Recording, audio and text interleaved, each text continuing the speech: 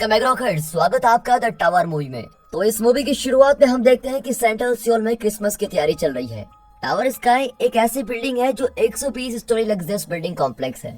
ये बिल्डिंग दो connected towers को जोड़कर बनाई गई है और उसके सारे एम्प्लॉयज एक पार्टी के लिए तैयार हो रहे होते हैं। ये पार्टी वो अपने सभी टेनेंट्स यानी किराएदारों को दे रहे होते हैं और इस पार्टी का प्लान मिस्टर जो का है। मिस्टर जो इस कंपनी के मालिक है। फिर हम देखते हैं डायो को, जिसने अपनी बेटी हना से वादा किया है कि वो क्रिसमस उसी के साथ बिताएगा। लेकिन डायो को रेस्टोरेंट मैनेजर यूनी से प्यार होता है, लेकिन वो उसे काफी शर्माता है और कुछ बोल भी नहीं पाता। अब हम देखते हैं कि किचन में यंग चोल जो एक कुक है, वो अपनी गर्लफ्रेंड मिनचंग जो रेस्टोरेंट में रिसेप्शनिस्ट है, उसके साथ रेस्टोरेंट में अपने पहले दिन की शुरुआत करता है। यहाँ किराएदारों के बीच मिस्टर किम भी है, जो अभी अभी नए अमीर बने हैं। वो अपने चर्च के कुछ फॉलोअर्स को पार्टी पर बुलाता है, जिनका यहाँ पर होना सोशलिटीज को काफी परेशान भी करता है। अब दिखाते हैं कि एक सफाई करने वाली औरत जिसका नाम एजा है, उसके साथ सोशलिटीज के एक मेंबर बहुत ही बुरा बर्ताव करती है। वो एजा की काफी बेइज्जती करती है और उसको कुत्ते की पोटी उठाने को बोलती है, जो उसने पीछे कॉरिडोर में की है। उसके बाद एक बूढ़ा आदमी जिसका नाम मिस्टर यून है, वो मिस्टर जंग के साथ बिल्डिंग में डिनर के लिए आया हुआ है और अपनी फीलिंग्स के बारे में उसको बताना चाहता है। इसी दौरान एक लोकल फायर स्टेशन पर सिन्हू एक फायर टीम को ज्वाइन करता है। सिन्हू बहुत ही गंभीर तरीके से उसूलों का पालन करता है, इसलिए सार्जेंट ब्योंगमैन और कैप्टन यंग की उसे बताते हैं कि फायरमैन पूरे दिन किसी घटना होने का इंतजार करते रहते हैं कि कब कुछ हो और कब वहाँ पर जाएं और लोगों को बचाएं। फिर सिन्हू नहाने जाता है, लेकिन बीच में अलार्म बजना शुरू हो जाता है और उसको बुला लिया जाता है। सिन्हू बिना कपड़ों के बाहर चला जाता है, लेकिन अब आगे पता चलता है कि टीम उसके साथ एक प्रैंक कर रही थी। वो लोग सिन्हू का एक अलग ही ढंग से स्वागत करते हैं और उसको पहला हेलमेट देते हैं। इसके बाद कैप्टन यंकी भी बहुत खुश होते हैं, क्योंकि ये पहला क्रिसमस है जब वो फ्री है और फाइनली वो अपना ये खास दिन अपनी पत्नी के साथ बिता सकता है। अब हम वापस टावर बिल्डिंग पर आते हैं। यहाँ प्रॉब्लम शुरू होने में ज्यादा टाइम नहीं लगता। यंग चोल गलती से स्टोव को ऑन छोड़ देता है, जिसकी वजह से थोड़ी सी आग लग जाती है, लेकिन शुक्र है खुदा का कि उसे जल्दी बंद कर दिया जाता है। अब डायो को पता चलता है कि स्प्रिंकल्स अच्छी तरह काम नहीं कर रहे हैं, क्योंकि उनमें ज्यादा पानी नहीं होता। हालांकि सेफ्टी सेक्शन के हेड मिस्टर चा को पार्टी की ज्यादा टेंशन होती है और वो कहता है कि इस प्रॉब्लम को तो क्रिसमस के बाद देखा जाएगा। फिर भी डायो इसकी जांच करता है और देखता है कि पाइप्स जम गई हैं और इसलिए 60 से लेकर 80 फ्लोर तक पानी नहीं जा रहा है। फिर डायो ये रिपोर्ट मिस्टर चा को बताता है, लेकिन वो फिर से यही कहता है कि ये प्रॉब्लम पार्टी खत्म होने के बाद ही देखेंगे। उसके बाद मिस्टर जो मिस्टर चा से इस बारे में बात करता है, लेकिन मिस्टर जो अपनी प्रॉब्लम से उलझे होते हैं। उनको समझ ही नहीं आता कि जो चॉपर्स उन्होंने बिल्डिंग पर बर्फ फेंकने के लिए मंगाए थे वो कैंसिल क्यों हो गए। जिस पर मिस्टर छा बताते हैं कि तेज हवाएं चलने की वजह से हेलीकॉप्टर्स आसानी से उड़ नहीं पाएंगे, इसलिए हेलीकॉप्टर्स को कैंसिल करना पड़ा है। ये सुनकर मिस्टर जो मेयर को कॉल करता है और उसे चॉपर्स मंगवाने की स्पेशल परमिशन मांगता है।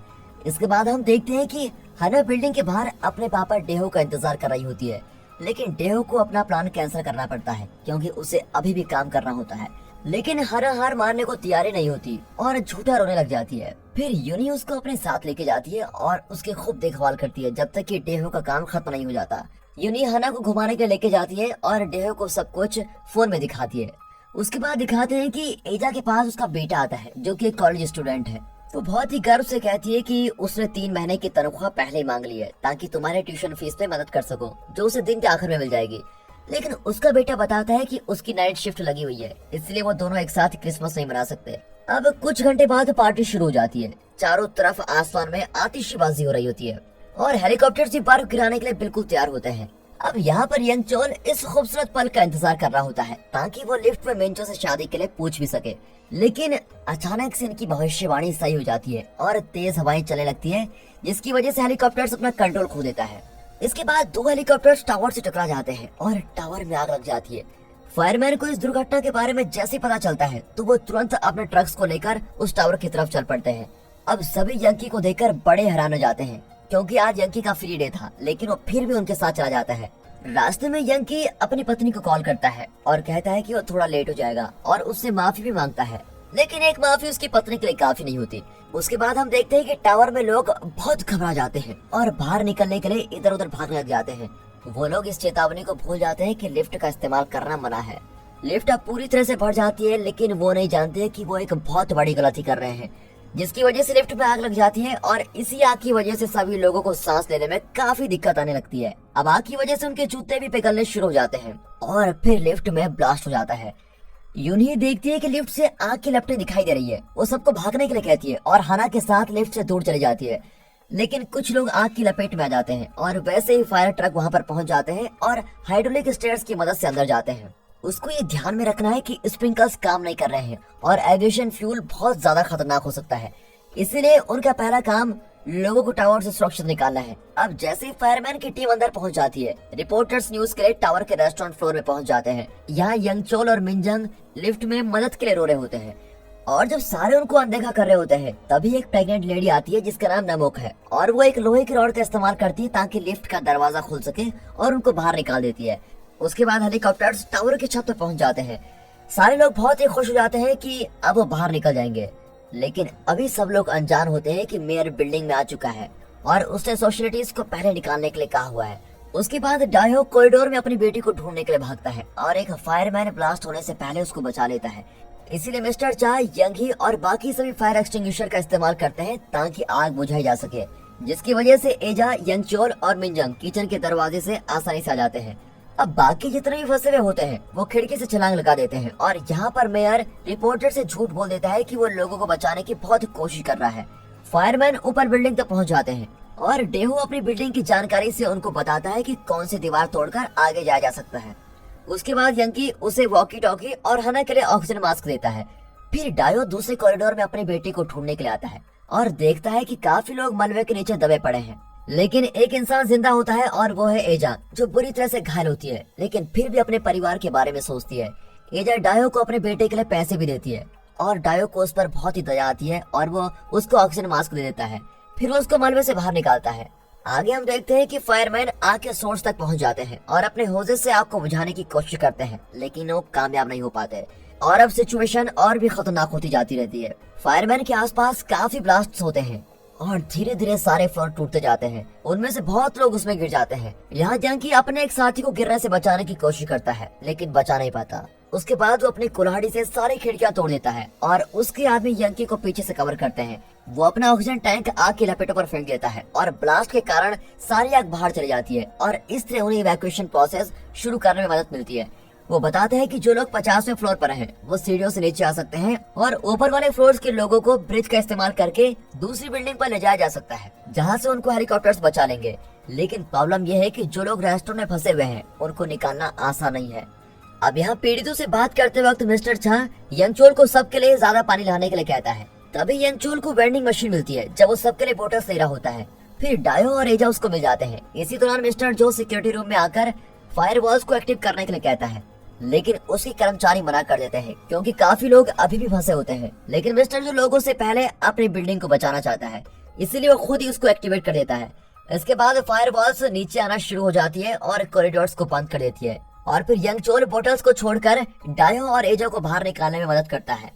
फिर हना से मिलने के बाद डेहो यंकी को वॉकी टॉकी से कांटेक्ट करता है और उसको अपनी लोकेशन बताता है। उसके बाद फायरमैन सबको बचाने के लिए भागते हैं, लेकिन मेयर उनको कहता है कि पहले सोशलिटीज को बचाया जाए। लेकिन यंकी फंसे हुए लोगों को बचाना चाहता है, इसीलिए वो बैंगमैन को रेस्टोरेंट में फंसे लोगों को बुलाने के लिए भेज देता है और बाकी टीम के लोगों को मेयर के ऑर्डर्स फॉलो करने को कहता है। इसकी वजह से काफी फायरमैन निराश भी हो जाते हैं। फिर अचानक से ही सोशलिटीज एक राजनेता बन जाते हैं और सबको नीचा दिखाने की कोशिश करते हैं। इसके साथ ही वो औरत उनको अपना कुत्ता उठवाने के लिए सबका इंतजार करवाती है। वो तीनों अपने कमरे में बिल्कुल सुरक्षित होते हैं। ये देखकर तो यंकी को मेयर्स के ऑर्डर्स पर काफी गुस्सा आता है। वो उसको कांटेक्ट करके उसकी बेइज्जती भी करता है और वॉकी टॉकी से दूर रहने के लिए कहता है। यंकी बाकी टीम को उनके साथ छोड़ देता है ताकि वो उनको यहाँ से ले जाए और वो खुद सिन्हो के साथ बाकी लोगों को बचाने के लिए चला जाता है। फिर रेस्टोरेंट में बैंगमैन फायरवॉल को ब्लास्ट करने के लिए बॉम्ब लगाता है, लेकिन वैसे ही वो देखता है कि दीवारों और जमीन पर दरारें आने लगी हैं और ब्लास्ट करने की वजह से कंडीशन और भी खराब हो जाएगी। ये देखकर डायो ये बात बैंगमैन को बताना चाहता है, लेकिन फायरवॉल से उसको कुछ भी सुनाई नहीं देता और वैसे ही सारा कमरा हिलने लग जाता है। उसके बाद यंकी को उसका एक आदमी बुलाता है और कहता है कि इधर ना आए क्योंकि वहाँ बहुत ही खतरा है। लेकिन यंकी लोगों को छोड़ने के लिए मना कर देता है। जो लोग दूसरे रेस्टोरेंट में होते हैं वो इधर उधर भागने लगते हैं। वैसे मिसिस जंग कंडोला को बाहर लटका देती है। अब सारे लोग उस पर चढ़ने के लिए भागते हैं, लेकिन मिसिस जंग उस पर जाने से काफी डरती है। ये देखकर मिस्टर यून उसकी मदद करता है, लेकिन जैसे ही वो खुद उस पर चलने लगता है वैसे ही वो ब्लास्ट हो जाता है और वो दोनों एक दूसरे से अलग हो जाते हैं। कंडोला उनको नीचे वाले फ्लोर्स पर लेके जाता है। अब डायो सबको कंडोला को हिलाने के लिए कहता है ताकि खिड़की टूट जाए और वो लोग अंदर जा सके।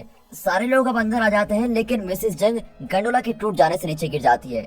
यहाँ यंकी और सिन्हो को एक आदमी मलबे के नीचे दिखाई देता है, जिसके हाथों में अपने बच्चों को देने के लिए गिफ्ट्स होते हैं। फिर वो उस आदमी को दर्द कम करने वाला इंजेक्शन लगा देता है ताकि वो आराम से मर सके। डायो, मिस्टर चा और यंग चोल मलबे से निकलने का रास्ता ढूंढ रहे होते हैं ताकि वो ब्रिज से दूसरे टावर पर जा सके। इसी दौरान बैंगमैन उठ जाता है और इधर उधर घूमने लग जाता है। अचानक से मिस्टर किम और उसके साथी स्विमिंग पूल में प्रार्थना कर रहे होते हैं और यहाँ पर सिन्हो और यंकी बैंगमैन को ढूंढ रहे होते हैं, लेकिन वो रुक जाते हैं जब वो देखते हैं कि रेस्टोरेंट में फंसे हुए लोग ब्रिज पार करने की कोशिश कर रहे हैं। वो उनके पास भागते हैं और उनको रोकने की कोशिश करते हैं। अब क्योंकि वो ब्रिज काफी कमजोर होता है और आसानी से टूट सकता है, पहले फायरमैन इस ब्रिज को पार करके उसको चेक करता है और उसके सुरक्षित जगह पर लाइट लगा देता है। सिन्हो ब्रिज के दूसरी तरफ खड़ा होता है और यंकी वापस बाकी लोगों को लेने आता है। सबसे पहले हना जाती है, जिसके पीछे नमक भी जाती है, लेकिन अचानक से ब्रिज टूटने लग जाता है। अब ये देखकर मिस्टर चाह पीछे नहीं रहना चाहता था, इसीलिए वो ब्रिज पर भागने लगता है और ब्रिज टूट जाता है और उसकी मौत हो जाती है। सिन्हो जल्दी से हना को लेकर दूसरे टावर पर जाता है। इसी दौरान यंकी नमक को वापस लेके आता है। वो लोग सबको ब्रिज से जाने के लिए मना कर देते हैं क्योंकि वो टूट जाएगा। वहाँ पर सिक्योरिटी टीम मेयर को बताती है कि जल्द ही पूरी बिल्डिंग दूसरी बिल्डिंग के साथ टूट जाएगी। बिल्डिंग को बचाने का सिर्फ एक ही तरीका है, उसको पूरी तरह से ब्लास्ट कर दिया जाए। ये सुनकर मिस्टर जो काफी गुस्सा होता है, लेकिन मेयर इस प्लान की अनुमति दे देता है। वो ये नहीं देखता कि अभी कुछ लोग बचे हैं जिनको अभी बचाना है।